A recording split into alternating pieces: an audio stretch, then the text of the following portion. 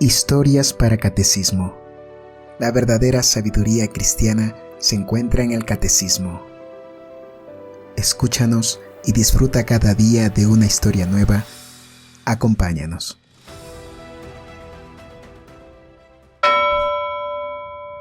La pasión de nuestro Señor Jesucristo por el Padre Luis de la Palma. Jueves Santo.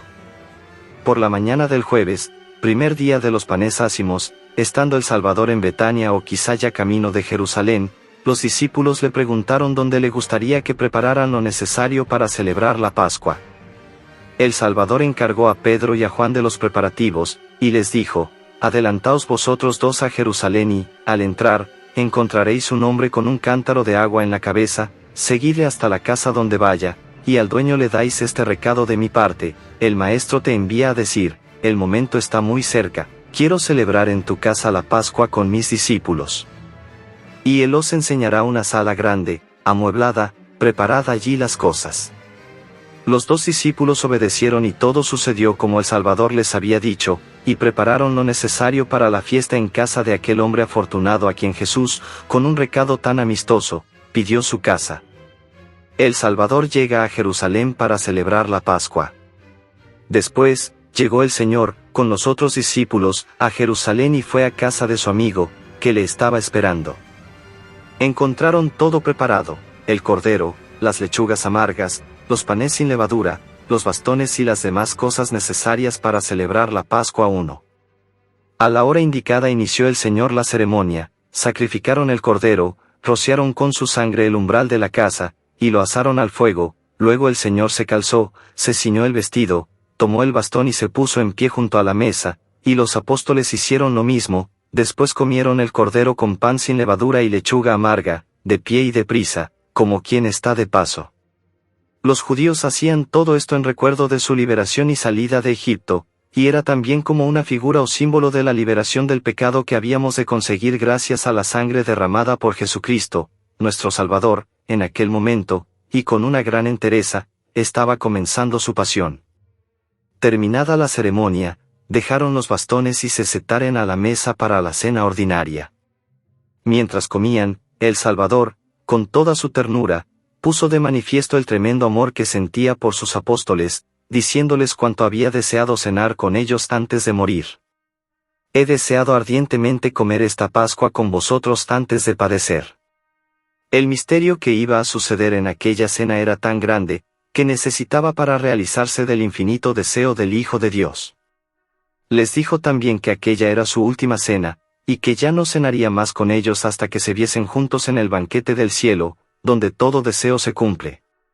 Vosotros habéis estado conmigo y no me habéis abandonado en los momentos de prueba, por eso estaréis también conmigo cuando yo triunfe. Yo dispongo que mi reino sea para vosotros, como mi Padre ha dispuesto que su reino sea para mí, para que os sentéis conmigo a mi mesa, y comáis y bebáis, y luego os sentaré sobre tronos como jueces de las 12 tribus de Israel.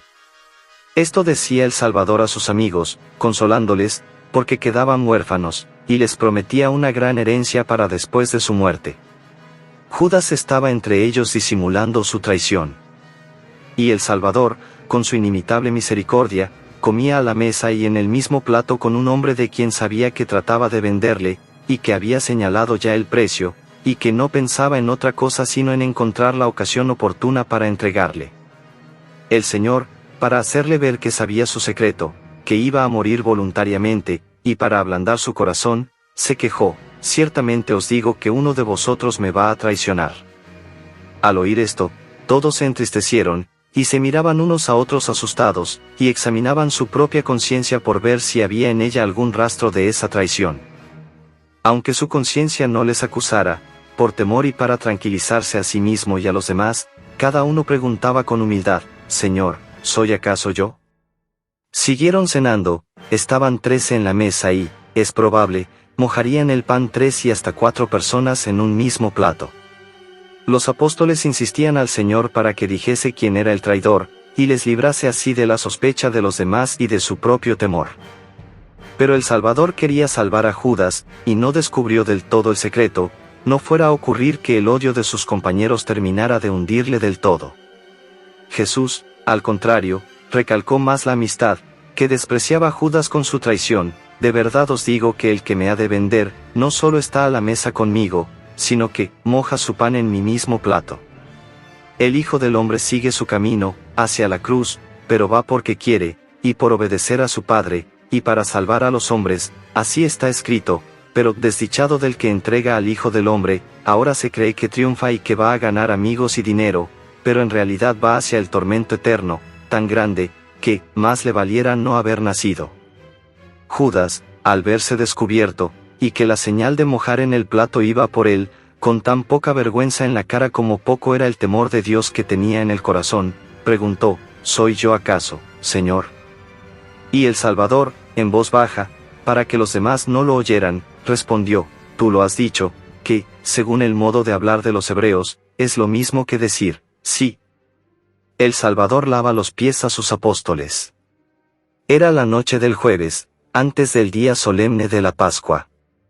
Sabía Jesús que había llegado su hora, que aquel era el día en que, al morir, había de pasar de este mundo a su Padre, y aunque siempre había tenido mucho amor a los suyos, que estaban en este mundo, al final de su vida les dio mayores muestras de este amor. Una vez terminada la cena, Judas, ya decidido a venderle, el Hijo único de Dios, lleno de ternura y amor hacia los suyos, se levantó de la mesa, se quitó la túnica, se ciñó una toalla, y echó agua en un lebrillo, se arrodilló, y se dispuso a lavar los pies de sus discípulos. Al hacer esto, no solo dio un gran ejemplo de humildad, sino de amor. El amor nunca tiene en poco ningún trabajo por bajo que sea. Y esto hizo el Señor, se humilló y tomó el aspecto de un siervo, y no tuvo asco, nada más comer, de limpiar los pies sucios de los apóstoles aquel que tuvo amor al lavar con su sangre nuestros pecados. Empezó por Pedro, al que solía dar el primer lugar como cabeza de los apóstoles. Es así como debe empezar la limpieza y reforma de las costumbres, por los que hacen cabeza. Pero Pedro, al ver una cosa tan nueva e insólita, se negó con su vehemencia acostumbrada, Señor, ¿lavarme tú a mí los pies? Esto es más para pensar que para explicarlo, dice San Agustín, tú, a mí. ¿Quién es ese, tú, quién, ese, a mí? El Señor insistió, pues aunque la negativa de Pedro nacía sin duda de respeto hacia su maestro, también era debida a ignorancia, no conocía los fines que pretendía el Señor, no se daba cuenta que quería expresar con aquello la necesidad de limpieza interior antes de recibir el cuerpo y la sangre que poco después les iba a dar. No es posible alcanzar la limpieza de las propias culpas si él mismo no las lava con su propia sangre. Todo esto quería enseñar el Salvador a Pedro, que no veía más que lo de fuera. Por eso Jesús respondió, lo que yo hago no lo entiendes ahora. Tengo razones suficientes para hacerlo, si las supieras no intentarías impedírmelo, pero como ahora no las sabes, te opones, déjame ahora lavarte los pies como yo quiero, que, a su tiempo lo entenderás. Pedro siguió negándose en su testarudez, quizá pensaba que la única razón que el Señor decía era por darles ejemplo de humildad, y él no podía consentir que se humillase a sus pies, de ahí que le respondiera enérgicamente, no me lavarás los pies ni ahora ni a su tiempo ni nunca. Ante la testarudez de Pedro, que no se quería dejar lavar los pies por aquel que iba a lavar todos sus pecados, le contestó con la misma energía, si yo no te lavo no tendrás parte en mi herencia.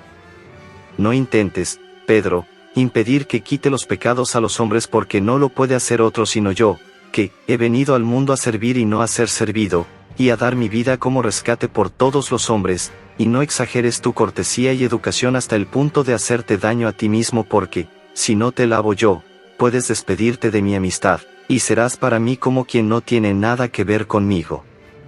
Entonces se vio que la negativa de Pedro no nacía sino de respeto y de humildad. Al entender lo mucho que le importaba dejarse lavar, se ofreció a que le lavase, no solo los pies, sino las manos también, y la cabeza. El Salvador le dijo, el que se ha bañado no tiene necesidad de lavarse más que los pies, que en todo lo demás está ya limpio. Esto suele suceder, cuando uno sale del baño se ensucia un poco los pies, y se los tiene que volver a limpiar.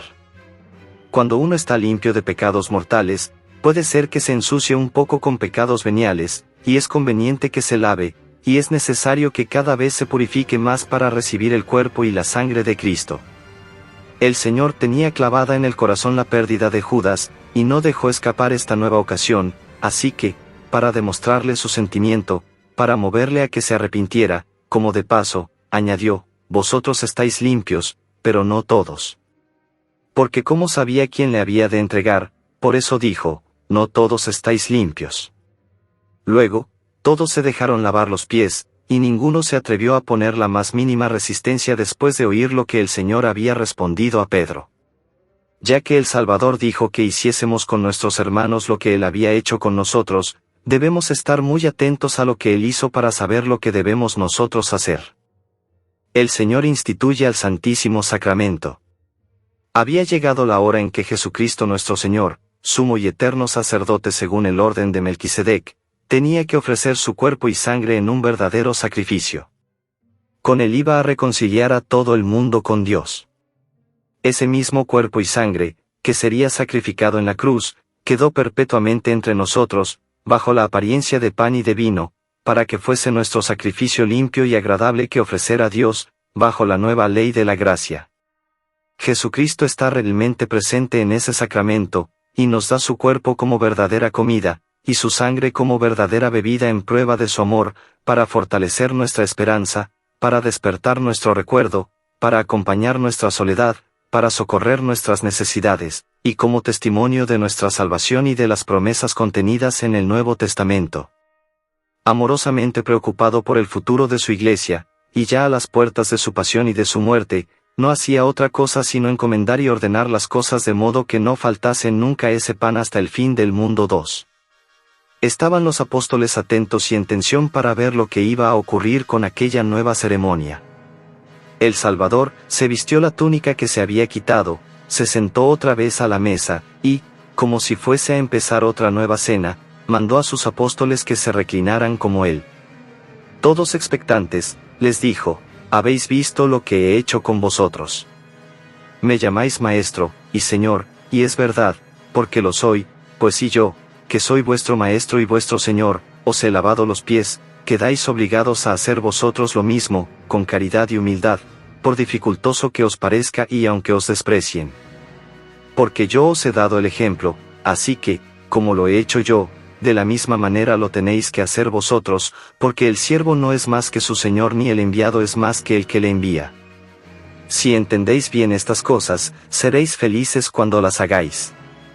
Es maravilloso advertir cómo el Salvador no perdía ocasión para demostrar a Judas la tristeza que le causaba su traición, y quería hacer ver que no iba engañado a la muerte, sino porque quería, por eso añadió, «Os he dicho que seréis felices, pero no lo digo por todos, porque sé bien a quienes escogí. De todos modos se ha de cumplir la Escritura, el que come a mi mesa me ha de traicionar. Digo esto ahora y con tiempo, antes de que se haga, para que cuando lo veáis cumplido creáis lo que os he dicho que soy». Todos le miraban sobrecogidos, advirtiendo en su cara y en su postura que trataba de hacer algo grande y desacostumbrado. El Señor tomó un pan ácimo y sin levadura, de aquellos que sobraron de la primera cena, y levantó los ojos al cielo, hacia su eterno Padre, para que vieran que de él venía el poder de realizar una obra tan grande. Dio las gracias por todos los beneficios que había recibido y, especialmente, por el que en aquel momento le era dado hacer a todo el mundo, bendijo el pan con unas palabras nuevas a fin de preparar un poco a los apóstoles a aquella grandiosa novedad que quería hacer. Partió el pan de modo que todos pudieran comer de él, y lo consagró con sus palabras, el pan se convirtió en su cuerpo, y parecía pan, y, a la vez, su mismo cuerpo estaba presente y también visible a los ojos de los apóstoles. Las palabras con las que consagró el pan daban a entender claramente cuál era la comida que les daba. «Tomad, comed, esto que os doy es mi cuerpo, el mismo que ha de ser entregado en la cruz por vosotros y por la salvación de todo el mundo». Dio a cada uno de aquel pan consagrado, y todos lo tomaron y comieron, y sabían lo que era aquello, porque el Salvador se lo dijo con palabras bien claras. Había también sobre la mesa, entre otras, una copa de vino mezclado con un poco de agua. Tomó el Señor la copa o cáliz en sus manos, dio gracias al Padre Eterno, lo bendijo también con una bendición nueva, lo consagró con sus palabras y aquel vino se convirtió en su sangre. Aquella misma sangre que corría por sus venas estaba realmente presente también en aquella copa, y parecía vino.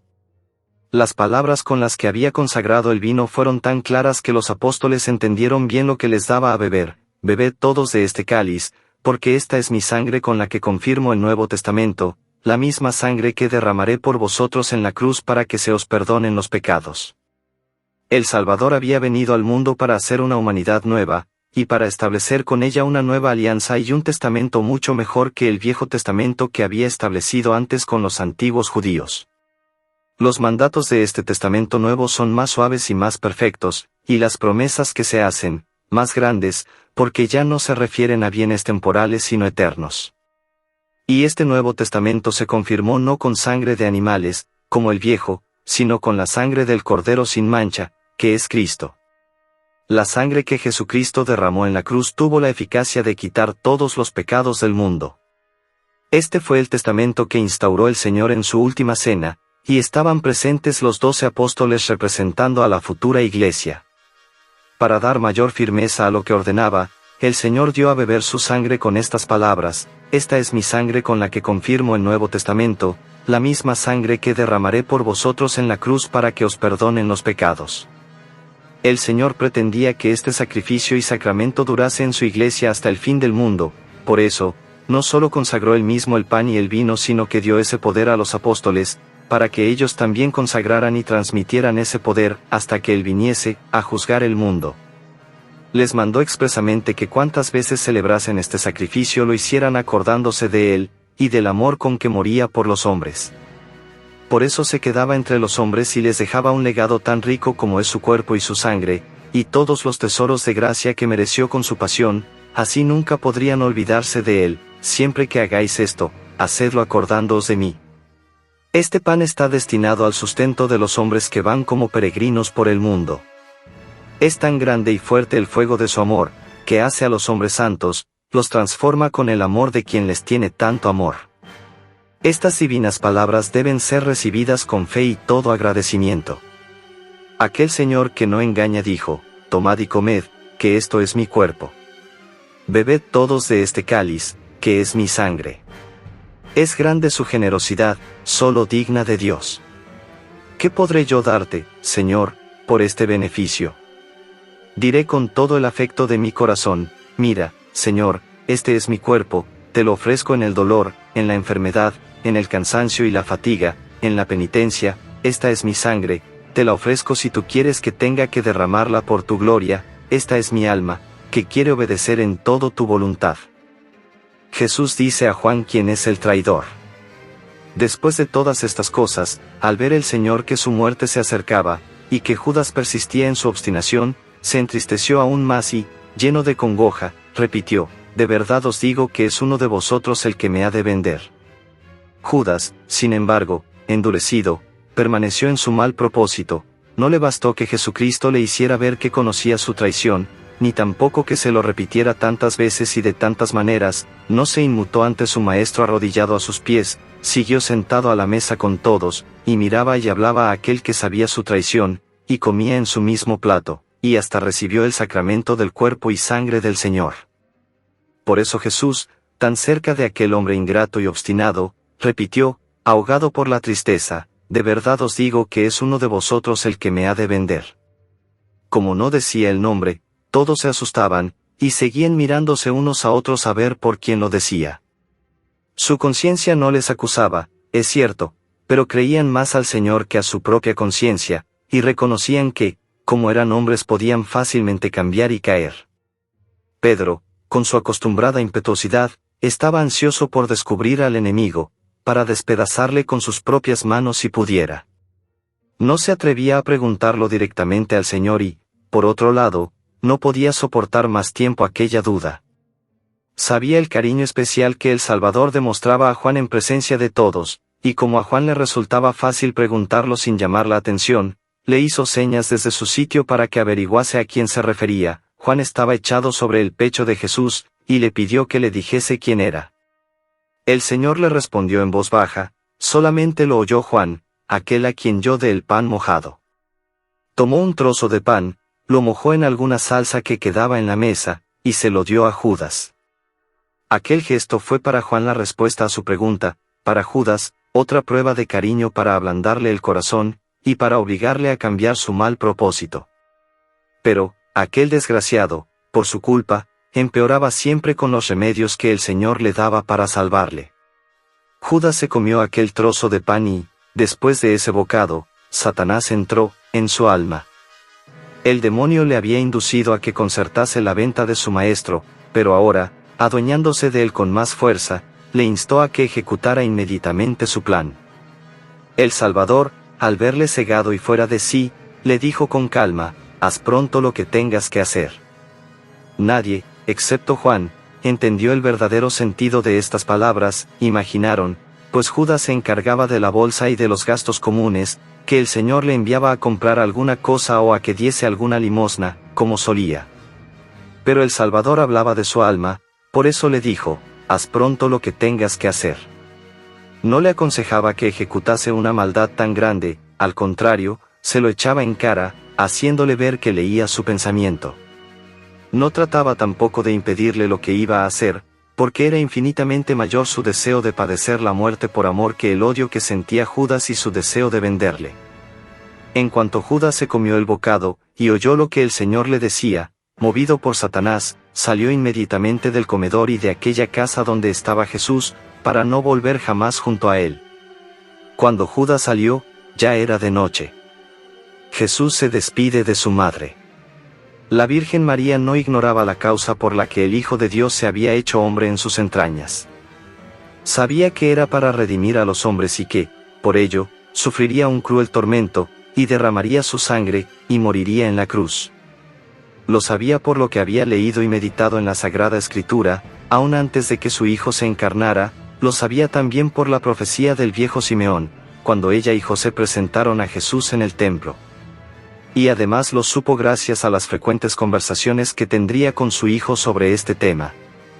Porque si el Señor anunció tantas veces su muerte a los discípulos, mucho más avisaría a su madre. En aquellas largas conversaciones, a solas con ella, le explicaría la Escritura, y así le mostraría mejor la conveniencia de que Cristo padeciese antes de entrar en su gloria. Si el Salvador advirtió varias veces a sus discípulos, cuanto más y mejor lo haría a su madre, para consolarse y descansar en ella. Los discípulos no entendían este misterio, y el Señor no encontraba consuelo al hablar con ellos.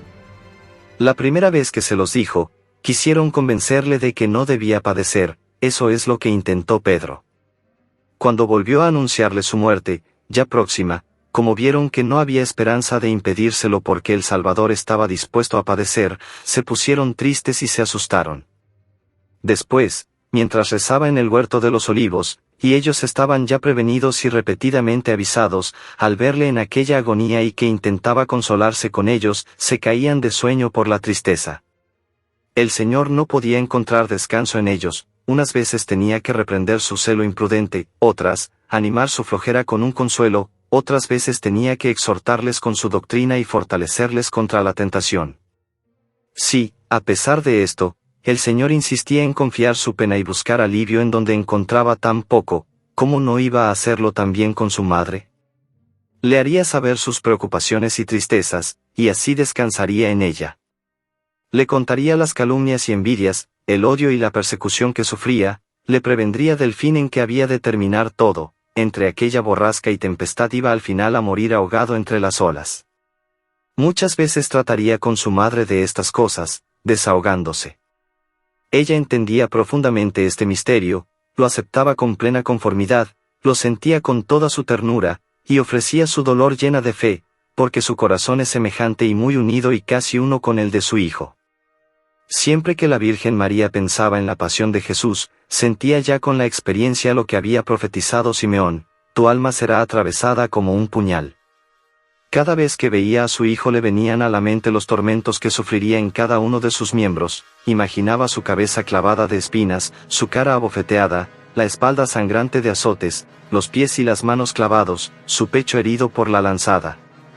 Al abrazarle, abrazaba, juntos en su corazón, su cuerpo y aquellas torturas, y decía: manojito de mirra es mi amado para mí, yo le daré cobijo entre mis pechos. Se despertaba en la Virgen un grande y cada vez más ardiente amor. Con la luz del Espíritu Santo conocía bien la majestad de Dios y la maldad de los hombres, la amargura del dolor que por ellos padecería, consideraba estas cosas en su corazón, y advertía la grandeza del amor de Dios y el inmenso beneficio que hacía a todos los hombres. A este conocimiento correspondía ella en su humildad con un profundo agradecimiento a Dios, con un encendido amor por los hombres, a quienes Dios tanto había amado, que les entregaba a su Hijo. Ella también, estimulada por la generosidad divina, deseaba emplearse toda entera en la salvación de los pecadores. Nunca se ha de cansar nuestra Madre de interceder por nosotros, y ahí estriba nuestra esperanza pues, por nuestro bien, quiso que se realizara aquello para lo que vino al mundo su Hijo, derramar su sangre precio de nuestra redención. Estaba la Virgen María advertida, había meditado continuamente en la pasión de su Hijo, por eso vino a Jerusalén, porque sabía que aquella era la noche en que iba a ser entregado a la muerte. Entró, con las otras mujeres que de ordinario acompañaban a Jesús, en la misma casa donde su Hijo iba a celebrar la Pascua. Aunque en otra habitación, iba enterándose de lo que el Salvador hacía, decía y mandaba. Preparó la cena, como tantas otras veces lo había hecho. ¿Qué trabajo se le iba a hacer duro si su mismo Hijo lavaba los pies a sus apóstoles? Supo cómo su Hijo les daba a comer su cuerpo y a beber su sangre, y que les transmitía el poder de repetir este sacramento para que durase hasta el fin del mundo. Más que ninguna otra persona advirtió la hondura de este misterio, y supo valorar la inmensidad de este beneficio, y agradecer este consuelo que le quedaba en la ausencia de su Hijo, y esta compañía en su soledad, más que nadie, porque nadie como ella estaba herida de amor, e iluminada con la luz del Espíritu. Oiría la larga despedida con que su Hijo se separaba de los apóstoles, y esperaría el final de aquella enamorada despedida. El Señor se puso en pie con firme resolución, los apóstoles le imitaron, juntos, dieron gracias a Dios, y cantaron lo que tenían por costumbre después de la cena. A eso parece referirse el Evangelio, cantando el himno, salieron. Este himno constaba de 7 salmos enteros, y empieza con el Salmo 112, alabad, hijos, al Señor, y termina con el Salmo 118, bienaventurados los que caminan limpios. En esta noche de tanta preocupación y dolor, el Salvador dio las gracias a su eterno Padre, y lo hizo despacio, cantando. Nos da ejemplo de verdadero agradecimiento, y también de fiel obediencia a lo que la ley mandaba. Cuando comas con abundancia y satisfacción, cuídate de bendecir y dar las gracias al Señor tu Dios por la tierra tan fértil y excelente que te ha dado. Al ver la Virgen a su Hijo en pie, se retiró para esperar a solas el último abrazo, la última despedida que tanto esfuerzo le había de costar. Le vio aparecer con la tranquilidad y el sosiego de siempre, la cara encendida por la larga conversación después de la cena, pero más por la conmoción que sentía dentro. Delante de ella, con el amor que este hijo sentía por esta madre, le diría, Madre, no vengo a decirte nada que no sepas ya, vengo a despedirme para lo que ya sabes. Me he consolado muchas veces hablando de eso contigo. Da gracias a Dios, Madre, porque te ha cabido en suerte tener un hijo que va a morir por la justicia, pero la justicia de Dios, por salvar a los hombres y hacerlos hijos suyos. Anímate, Madre, que el fruto es grande, todo pasará pronto, enseguida volveré a verte, y ya inmortal y lleno de gloria. Al hacer esto cumplo el mandato de mi Padre, y hago su voluntad. Me iré más consolado si tú te quedas un poco más consolada también. Tengo prisa, Madre, dame tu bendición, y abrázame. Las lágrimas corrían por las mejillas de la Virgen. El corazón se le partía de dolor por el constante esfuerzo por obedecer y amar lo que Dios disponía. Y era grande su amor, pues pudo ofrecer al Hijo, a quien tanto quería, por la gloria de Dios, por la salvación de los hombres. La Virgen quizá respondiera, Hijo mío, que sea tu Padre quien te dé la bendición desde el cielo. Yo soy la esclava del Señor, que se cumpla en mí su voluntad. El Salvador lloró, se enterneció y lloró de ver llorar a su madre. Mudos los dos, hablándose ya solo con el sentimiento, se echaron en brazos el uno del otro y, en silencio, se separaron luego. Ella le siguió con los ojos hasta perderle de vista. Y se quedó sola. El Señor sale hacia el huerto de los olivos. El Salvador recogió a sus discípulos, que le esperaban, y acompañado por ellos salió de la casa. Era de noche. Dejó atrás la ciudad, la ingrata ciudad que no le había reconocido, y subió camino del monte de los Olivos, hacia la otra parte del torrente Cedrón, a donde solía ir por la noche para hacer oración. Mientras andaba, y mirándolos a todos, les dijo: todos vosotros os avergonzaréis de mí esta noche, y huiréis, y me dejaréis solo cuando veáis lo que me sucede. El Salvador les hablaba de lo que en aquellos momentos hacía sufrir su corazón, les mostraba de antemano, como verdadero Dios, lo que había de ocurrir a él y a ellos. Les decía que iba a la muerte por propia voluntad, no a la fuerza ni engañado ni por ignorancia. Para animarles, les decía que volvieran a él después de haberle abandonado, que estuvieran seguros que él les perdonaría aquella debilidad. Que lo sabía antes de que sucediera, y por eso se lo decía: a mí no me va a sorprender que os avergoncéis de mí y me abandonéis, sé que ha de suceder. Hace ya muchos años que Zacarías lo profetizó: heriré al pastor y el ganado se dispersará. Vosotros andaréis como fugitivos, y asustados. Pero hay dos cosas que os pueden consolar: que yo resucitaré al tercer día de mi muerte, y que, después de resucitado, os esperaré en Galilea, y allí me veréis, y al verme, os llenaréis de alegría. 2 veces había reprendido ya el Salvador a Pedro su excesiva impetuosidad, confiaba en sí mismo más que lo que debía, alardeaba delante de todos de que se dejaría encarcelar y hasta sería capaz de morir antes de abandonar al Maestro. Y ahora volvía con la misma suficiencia, armado con una espada por si era necesario defender al Señor. Pedro no había tenido en cuenta que Jesús se refería a todos cuando dijo: todos os avergonzaréis de mí. Pensaba que él era una excepción, no se fijó en que Jesús decía siempre la verdad ni en que él era débil. Por eso protestó y dijo: aunque todos se asusten y se avergüencen de ti, yo no me he de avergonzar. Pedro decía lo que sentía. Ya que él se singularizó así, a él particularmente dijo el Señor que no tenía por qué presumir así ni tener tanta confianza en sí mismo, que olvidaba que él no mentía, y que, por tanto, no debía dudar, su profecía se iba a cumplir. Esta misma noche, antes de que el gallo cante 2 veces, tú me habrás negado 3. Pero Pedro no acababa de creer que pudiera ser cierto, le parecía que ya era negar al Señor el simple hecho de no manifestar su determinación de seguirle hasta el final. Por eso insistió: no pienses, Señor, que mi amor es tan corto que me he de asustar al ver que te apresan para llevarte a la muerte. Si es necesario morir contigo, moriré, pero no te he de negar. Los demás apóstoles decían lo mismo y alardeaban de la misma manera. Así, hablando, llegaron junto a aquel valle hondo y sombrío que, por serlo tanto, le llamaban Valle de Cedrón. En lo más profundo pasaba un arroyo seco, por eso le llamaban también Torrente de Cedrón.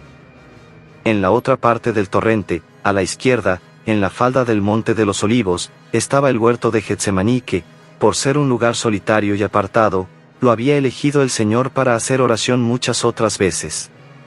Al pasar por el valle y el torrente los discípulos se esforzaban por parecer animosos, pero es de suponer que estuvieran angustiados y con miedo.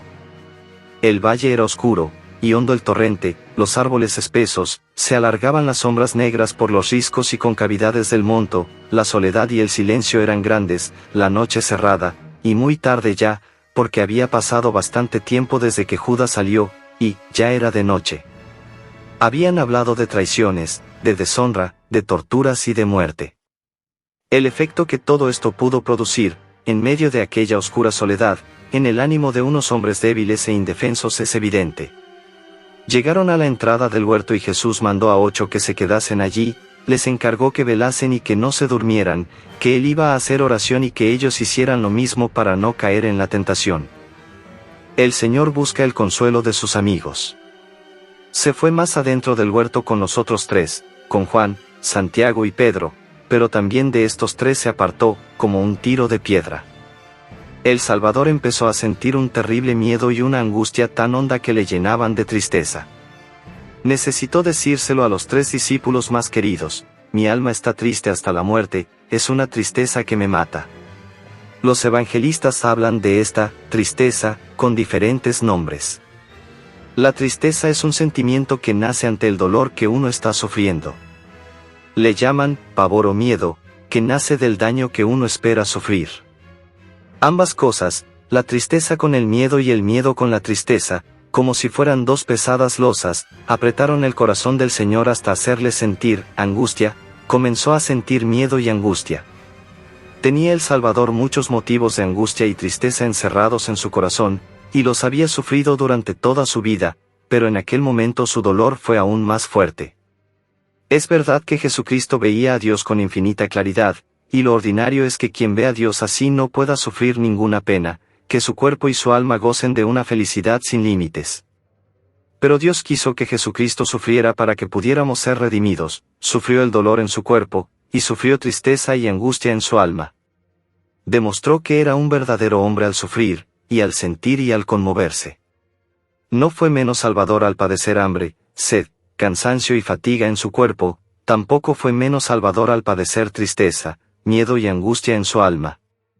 Padecía porque quería, y hubiera podido, con solo quererlo, dejar de sufrir, y este poder, no usado, no le quitaba su verdadera hombría, al contrario, su libre voluntad de no usar este poder, pudiendo, fue sin duda una singular e inexpresable tortura. Si un hombre tiene un terrible dolor físico y tiene también a su alcance una medicina eficaz que, con solo tomarla, le quita inmediatamente el dolor, y no toma esa medicina, decimos que si este hombre sufre es porque quiere. Podemos decir también que, puesto que tiene dolor, es como los demás, débil y sujeto al sufrimiento. Igualmente el Señor, podía quitar inmediatamente el dolor de su cuerpo y de su alma, pero no tomó esa medicina de su poder divino, por tanto, es cierto que sufrió porque quiso. Y si tenía y sufría dolor, es que era como los demás hombres, débil y sujeto al sufrimiento. Padeció porque quiso, pudiendo impedir sus sufrimientos, demostró ser un verdadero hombre, porque sufrió como sufren todos los hombres. Y este, quizá, fue el desamparo del que se quejó en la cruz: Dios mío, ¿por qué me has abandonado? Una de las razones por las que Jesucristo quiso sufrir dolor en su cuerpo y en su alma fue para demostrarnos que era un verdadero hombre, con nuestra misma naturaleza, que sentía como nosotros la tortura y los insultos, que no era de bronce y de piedra, como dice Job. Esto también puede aprovechar y consolar a los amigos de Dios, cuando sientan la fuerza de sus bajas pasiones, no deben desanimarse y pensar que han perdido la gracia de Dios. Estos sentimientos no son pecado, sino manifestaciones de la natural debilidad del hombre. Esta debilidad quiso el Señor cargar sobre sí mismo, haciéndose igual que nosotros excepto en el pecado, para que nosotros nos hiciésemos iguales a Él en fortaleza y en la obediencia de la voluntad de Dios. Sin duda alguna no hay mayor fortaleza donde el esfuerzo es mayor, sino donde el sufrimiento por ese esfuerzo es mayor. Lo dice también San Ambrosio: no deben ser considerados valientes los que más heridas reciben, sino los que más sufren por ellas. Quiso el Salvador participar como nosotros de los dolores del cuerpo y también de las tristezas del alma, porque cuanto más participase de nuestros males, más partícipes nos haría de sus bienes. Tomó mi tristeza, dice San Ambrosio, para darme su alegría, con mis pasos bajó a la muerte, para que con sus pasos yo subiese a la vida. Tomó el Señor nuestras enfermedades para que nosotros nos curásemos de ellas, se castigó a sí mismo por nuestros pecados, para que se nos perdonaran a nosotros. Curó nuestra soberbia con sus humillaciones, nuestra gula, tomando hiel y vinagre, nuestra sensualidad, con su dolor y su tristeza. Por todas estas razones, y otras muchas que no alcanzo a entender, nuestro misericordioso y amoroso Señor no solo quiso ser azotado en la espalda, abofeteado, clavado de espinas en la cabeza, y clavos en las manos y los pies, sino que también quiso sufrir tristeza y angustia en su corazón, permitió que los enviados de las tinieblas le atormentaran, permitió a la tristeza que se adueñara de su corazón, porque había motivos suficientes para sentir tristeza. La tristeza de nuestro Salvador. Fueron muchos, sin duda, los motivos de tristeza que tuvo el Salvador, y ya que no quiso impedirlos, actuaron con tanta fuerza en su corazón que él mismo pudo decir que le habían llevado hasta el borde de la muerte. Jesús estaba cansado de aquel día.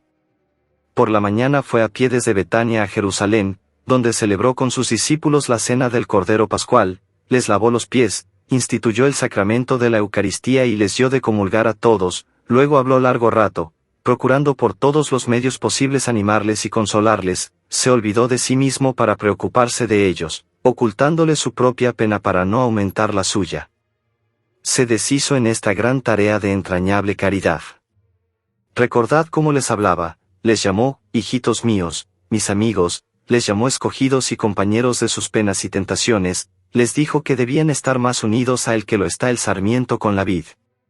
Les decía que el dolor iba a ser breve, y la alegría grande, que iba a enviarles el Consolador, el Espíritu Santo, para que estuviese siempre con ellos, defendiéndoles y enseñándoles. Que él abría el paso peleando y recibiendo en su cuerpo las heridas, que así, ellos alcanzarían luego la victoria del mundo. Les dijo por último que les dejaba, que volvía a su Padre, y que esto era para él una felicidad tan grande que, si ellos de verdad le amaban y le querían bien, debían alegrarse con él. Que se marchaba, pero que iba a prepararles su sitio, y que luego volvería, y que se los llevaría con él para acomodarles en la casa eterna del cielo. Había también sufrido por Judas, tan cerca de él en la cena. Había luchado con la dureza de su corazón, unas veces con leves insinuaciones o con palabras claras y directas, otras con muestras de particular amistad y cariño, y no le pudo vencer. Esto le daría tanta pena como suele dar el que un amigo se convierta en traidor, y eso fue lo que dijo varias veces aquella noche, hasta el punto de no poder ya disimular su tristeza. Se había despedido de su madre, y el dolor con que ella se quedaba le desgarró el corazón. Y en todas estas cosas había procurado dominarse, poner buena cara, disimular lo que pasaba por dentro, para consolar a los suyos y cumplir con el deber de aquella última cena. Pero como la tristeza encerrada aún hace más daño al que la sufre, porque busca por donde salir y tener un alivio y un desahogo, cuando el Señor se vio solo en el huerto, lejos de los 8 apóstoles que había dejado a la entrada, rompió a llorar, mostró toda su amargura, deseaba descansar el corazón, consolarse con el amor y la lealtad de los 3 discípulos más queridos. Y fue a ellos a quienes dijo: mi alma está triste, hasta el borde de la muerte. No era menor la pena que le producía ver la mala voluntad de sus enemigos. De su odio nacía el deseo de matarle, de inventarse injurias y nuevas maneras de torturarle, de burlarse de él en medio de su angustia. Era como si los enemigos triunfasen sobre él, caído y abandonado de Dios. Dios le ha desamparado, perseguidle, cogedle, que no hay nadie que le salve. Esta sensación de verse pisoteado por sus enemigos, de que había llegado el momento de volcar su odio contra él, hacía que llamara al Padre Eterno en su ayuda: mira, Señor, mi tristeza, mira cómo mi enemigo se ha levantado contra mí. Y si el oír bramar a un toro o rugir a un león produce ya miedo, aun estando protegido, con solo imaginar lo que haría esa fiera si estuviera libre, pensad en la angustia que produciría al Señor verse rodeado de tanta gente furiosa como fieras, y libres de poder hacer con él lo que su odio les dictara. Porque, ciertamente, su pueblo, querido y elegido por él, se revolvió contra Cristo con la fiereza de un león, así lo indica el profeta cuando escribe: mi pueblo se convirtió para mí en un león salvaje, lanzó su rugido contra mí.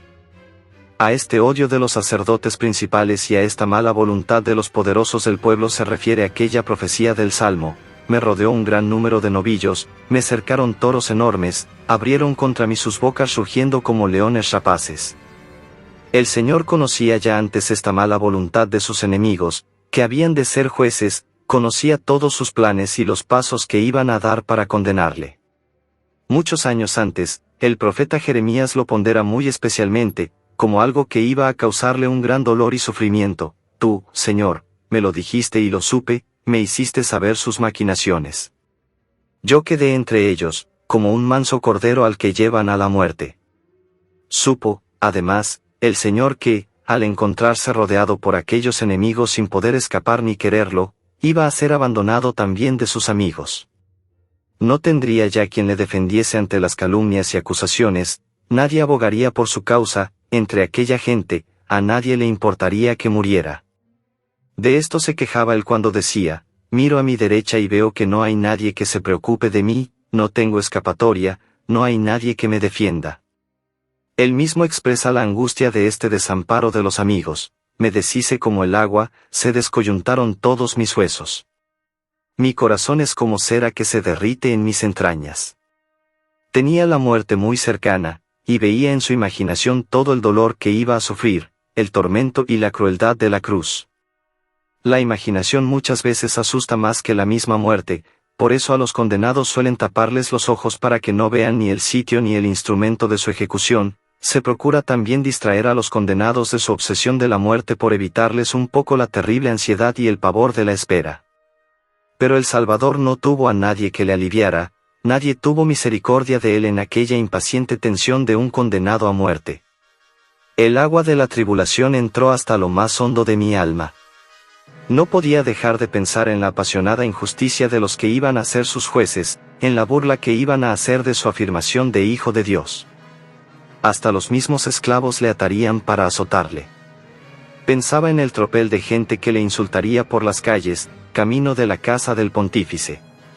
Los sacerdotes iban a presentar testigos falsos, le escupirían, le darían bofetadas, se reirían de él. Venía a su imaginación el momento en que Pilatos, por miedo y por respeto humano, le remitiría a Herodes, y Herodes le trataría de loco ante sus cortesanos.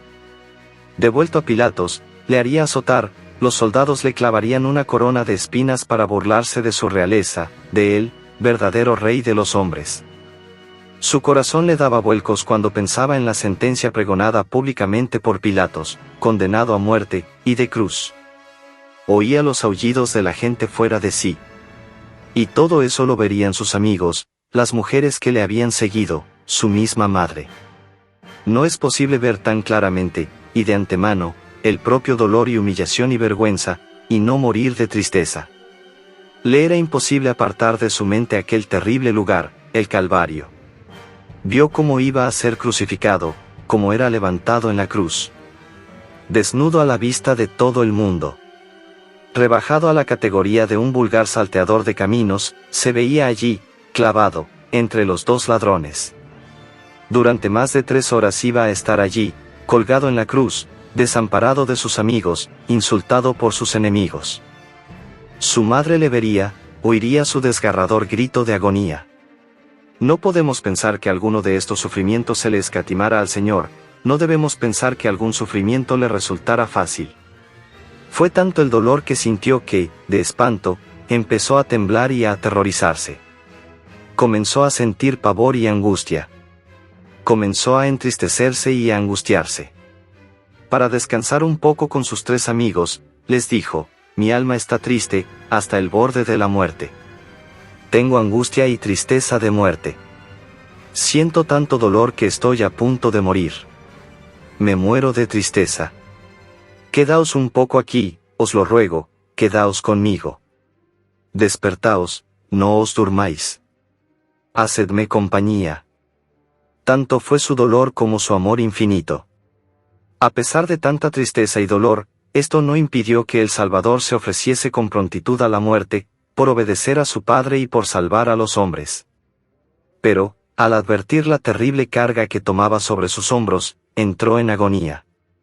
Y perseveró haciendo más intensa su oración hasta sudar sangre de sus venas. No os sorprenda que Jesucristo sufriera tanto, quizá muchos hombres se han visto en situaciones más crueles, pero recordad, no llames valiente al que más heridas recibe, sino al que más sufre por ellas, y las soporta. Y nadie como Cristo tuvo un alma tan grande, su dolor fue a la medida de su amor, no comprendemos del todo su amor, por eso no comprendéis su dolor. Jesucristo veía clara e íntimamente la esencia de Dios y, a su vista, vivía como arrebatado por el ansia de servirle, de amarle, con toda la fuerza inexpresable de su amor. Veía también todos los pecados cometidos por los hombres desde el comienzo del mundo, todos los que iban a cometer todavía contra Dios, y su dolor de ver ofender a la divina majestad era tan grande como grande era su deseo de que fuera bendecida y amada. No hay quien pueda comprender este amor, y así tampoco hay nadie que pueda alcanzar las honduras de su dolor.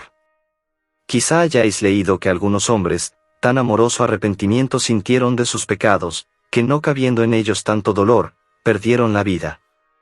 Pensad, si una chispa de amor de Dios hizo morir así a algunos santos, ¿qué sufrimientos de muerte serían los que padeció el Señor, Él, cuyo amor a Dios y a los hombres no tiene medida, es fuego eterno? Su amor a los hombres, solo Jesús sabía apreciar justamente la gran desgracia que es para el hombre ser enemigo de Dios, carecer para siempre de su amor y de su compañía. Solo Él podía entristecerse de verdad, al ver a los hombres, que tanto quería, en el grave peligro de su infelicidad eterna. Ver a Dios ofendido y a los hombres perdidos por el pecado era un cuchillo de doble filo que se le clavaba en el corazón. Deseaba la salvación de los hombres, aunque fuese tan a costa suya. Si San Pablo puede decir que le fatigaba interiormente más la preocupación y el cuidado de las iglesias, que todo su cansancio físico y todas las persecuciones que padecía, que no sufriría el Señor por dentro si tenía una caridad infinitamente mayor que ese apóstol. Cristo nuestro Señor se había hecho cargo, había tomado como si fuesen suyos de todos los pecados de los hombres, y se había prestado a pagar personalmente todas sus deudas, ante el Padre eterno injuriado y ofendido. Todos nosotros perdimos el camino, y el Señor puso sobre su Mesías los pecados de todos. El amor de nuestro Señor aceptó esta rigurosa sentencia de la justicia divina, y cargó con todos los pecados que los hombres han hecho, hacen y han de hacer hasta que el mundo se acabe, sin dejar uno. El Señor se dispuso a pagar con el dolor de su corazón. Es imposible contar el número y la maldad de los pecados de los hombres, pero aún más imposible es calibrar el dolor de Cristo. Cristo no solamente salió fiador de culpas ajenas, sino que se presentó él mismo como un culpable, como si los pecados fueran suyos. Los que fían pagan como personas distintas al que fían, y no se les pega la deshonra de los delitos ajenos, al contrario, quedan más honrados porque pagan por algo que no les obliga. Pero el Señor se hizo tan uno con nosotros como lo es la cabeza con el cuerpo, quiso que nuestras culpas se llamasen culpas suyas, por eso no solamente pagó con su sangre, sino con la vergüenza de esos pecados. Mi ignominia está frente a mí todo el día, y se me enrojece la cara de vergüenza. La vergüenza cubre mi cara. Tú conoces la humillación que padezco, mi confusión y mi vergüenza. A pesar de la vergüenza que el Señor padeció por nuestros pecados, pidió perdón por ellos con la misma vehemencia que si fueran suyos. A veces, cuando un hombre comete un delito, algunos de los que fueron sus amigos dicen no conocerle, para no poner en tela de juicio su propia honradez.